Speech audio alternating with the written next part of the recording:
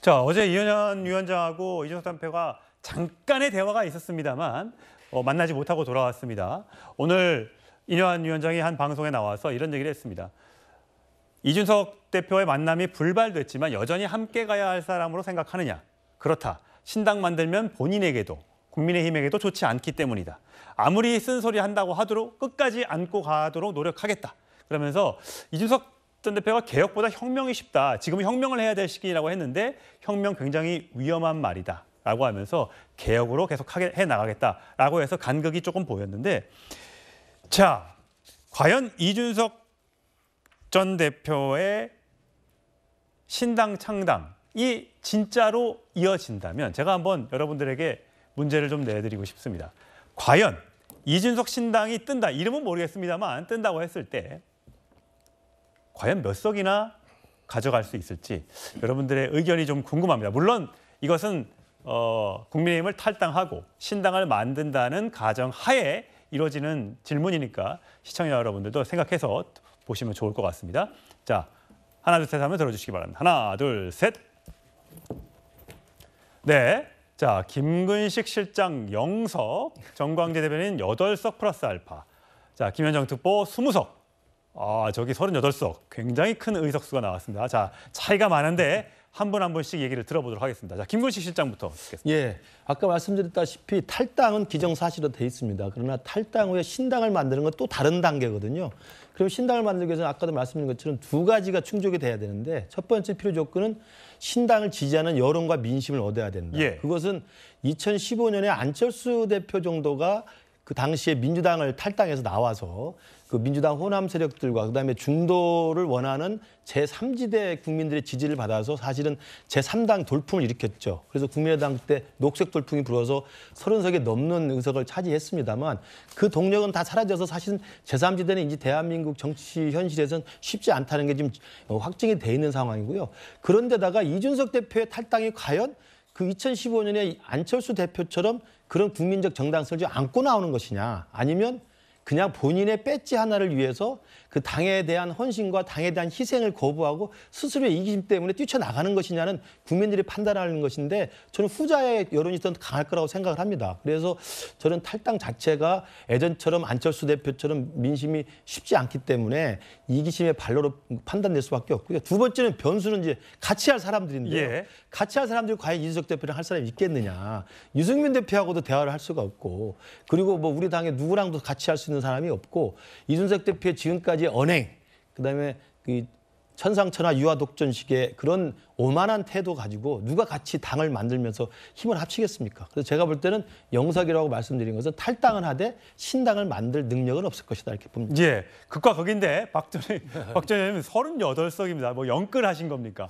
이 38석이 2016년도 총선에 안철수 대표가 국민의당을 창당했을 때 얻은 의석수입니다. 그 이상이라고 저는 전망을 하는데요. 그러니까 정치적 진폭이랄까요? 이게 그때보다 결코 작지 않을 거다. 왜냐하면 당시에 이제 안철수 대표는 민주당 소속이었다가 분당을 해서 국민의당을 만들었는데 야당이었습니다. 야당의 분당과 여당의 분당은 좀 차원이 다른 얘기다.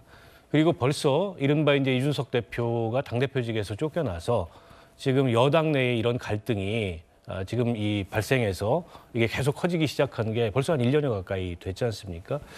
이 과정에서 여전히 어쨌든 이준석에 대한 정치적 기대 이런 것들이 형성이 돼 있고 그런 기대를 국민의 이 힘은 잃은 거예요. 그게 이제 강서 재보궐선거의 결과로 전 나타났다고 보고요. 물론 신당을 한다는 거에서 많은 변수가 있습니다.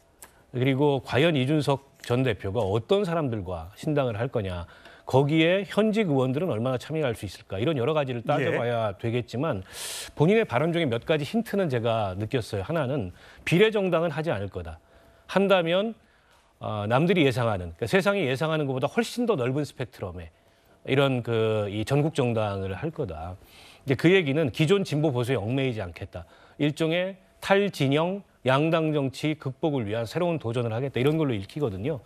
근데 저는 그게 어느 당도 지지하지 않는, 즉 양당 어느 당도 지지하지 않는 그런 민심과 맞닿아 있는 대목이 있다고 보고, 그런 어떤 민심이나 여론을 어떻게 누구와 함께 공략하느냐에 따라서 또 어떤 비전을 내거냐에 따라서는 저는 2016년도 국민의당이 호남을 배경으로 돌풍을 일으켰던 그 총선 결과 이상의 그런 진폭을 만들어낼 수도 있다 이렇게 봅니다. 예. 자, 김현정 대변인. 20석 또는 7석입니다. 20석은 교섭단체를 얘기하는 것 같고 7석 왜 2개 적으셨습니까? 일단 이제 현재는 연동형 비례대표제가 그대로 유지되고 있잖아요. 그래서 지금 국민의힘에서는 병립형으로 돌아가자고 제안을 하고 있지만 아직 개정이 되진 않았거든요. 그래서 현재의 연동형 비례대표제를 전제로 했을 때 지난번 총선 때 우리 민주당에서 비례대표를 5석을 얻었거든요.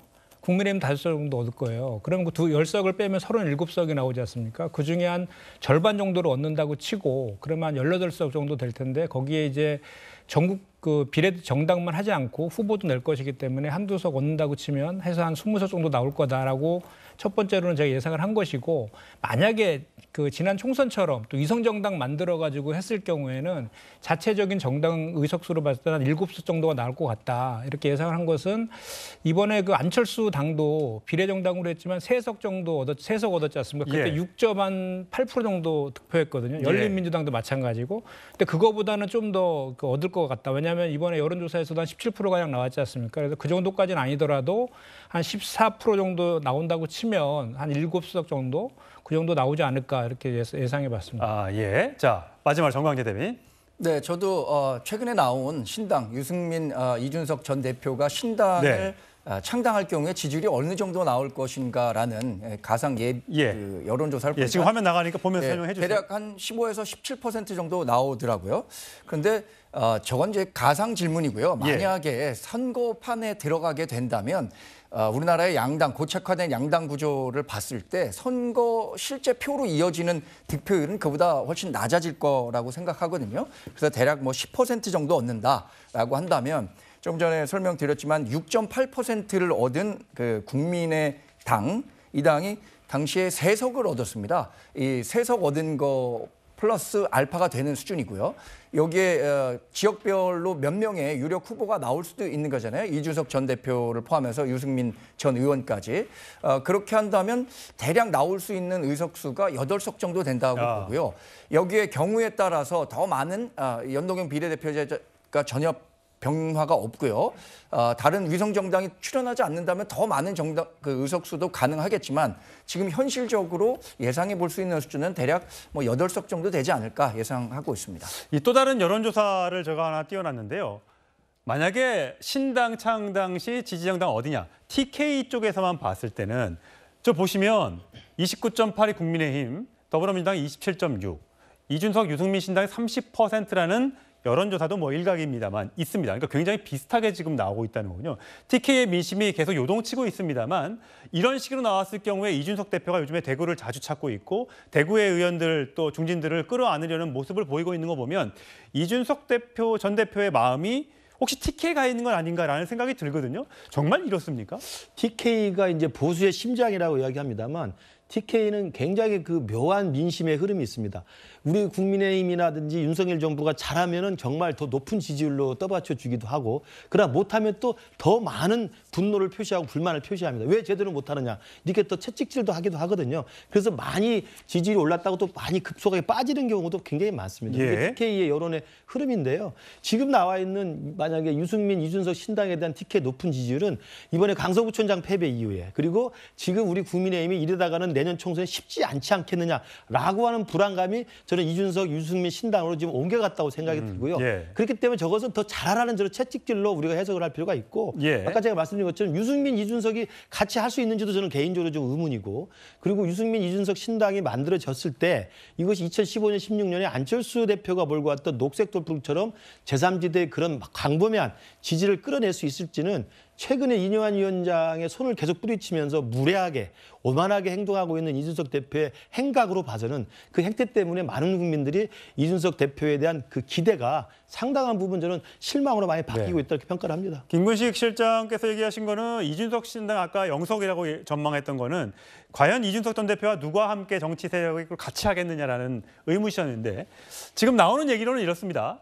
자, 뭐 친이준석계 의원들, 뭐 의원들과 또 원외 위원장들 같이 할 수 있고 금태섭 양양자 현재 창당했습니다만 이 두 분들이 만드는 과도 합당할 수 있는 거고 또 유승민 전 의원도 합류할 수 있는 거고 여기에다가 비명계 의원들이 일부 합류하고 그다음에 공천에 탈락한 국민의힘 소속 의원들도 뭉치게 되면 이 세력이 커져서 아까 박원석 전 의원이 얘기하신 것처럼 38석까지도 전망하신다라는 얘기 같아요.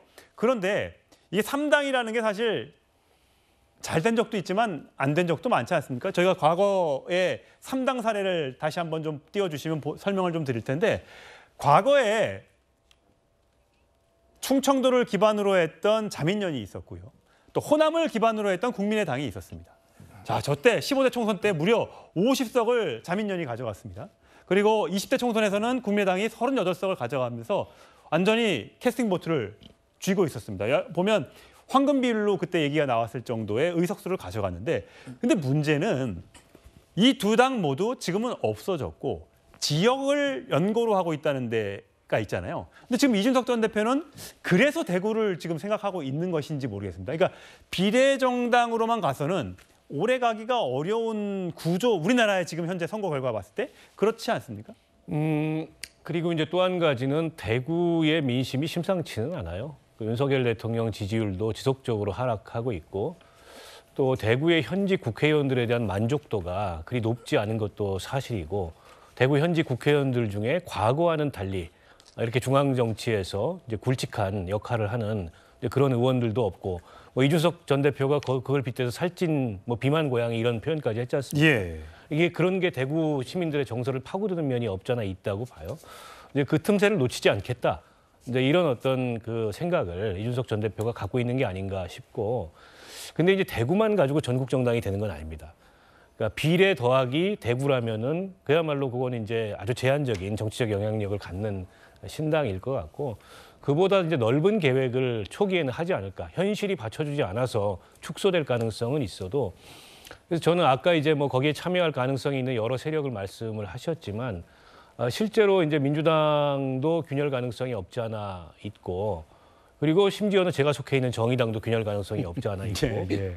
이게 87년 체제를 넘어서기 위한 그런 탈진영, 탈이념 신당을 어쨌든 미래에 대한 비전을 기치로 내건다면 저는 그건 이제 기존 한국 정치에서 논의되지 않았던 새로운 담론이 등장하는 거기 때문에 상당한 화제가 될 것 같기는 해요. 물론 화제가 된다고 현실 정치에서 예. 과연 이 양당의 이 뭐랄까요 그 구심력 이런 것들을 뚫고 총선에 태풍을 만들 수 있을지는 의문입니다만 어찌됐든 간에 이슈가 되고 화제가 된다는 것만으로도 내년 총선에 양당이 그렇게 안심할 수 없는 이제 그런 돌풍을 만들어낼 가능성이 저는 있다고 봅니다. 예. 자, 여야에서는 창당 가능성, 그러니까 창당이 되면 어떤 파괴력이 있을지 이렇게 예상하고 있습니다. 들어보시죠. 나가면 어떻게 되겠습니까? 국민이 승리할 수 있을까요? 승리 못합니다. 국민의힘 후보를 떨어뜨리면 고춧가루를 뿌릴 수 있는 가장 큰 영향력을 행사할 거다. 만약에 나가서 신당을 차린다, 우리 표를 빼앗아간다는 거죠. 만약에 생긴다 그러면 국민의힘이 시작할 때는 이제 불리하죠. 근데 막상 나가서 제3당이 돼서 표를 얻으면 민주당 표를 더 많이 가져가요. 거기를 찍는 사람들은 중도거든. 그 사람들이 대거 이제 글로 가겠죠. 네, 이런 전망이 나오고 있습니다. 윤상현 의원은 당연히 우리 표를 더 많이 가져가지. 하지만 유인태 전 사무총장은 민주당 표를 더 많이 가져갈 수도 있다라는 전망을 하면서 이 전망은 엇갈리고 있습니다. 홍준표 의원도 오늘 또 요즘에 SNS를 대구시장 굉장히 많이 올리는데 곧 정계 빅뱅이 올 것으로 보인다. 잘 대처하기 바란다. 나는 탈당 안 한다. 이렇게 얘기를 했습니다. 자, 과연 이준석발 신당이 과연 현실화될지 좀 두고 보시죠. 예.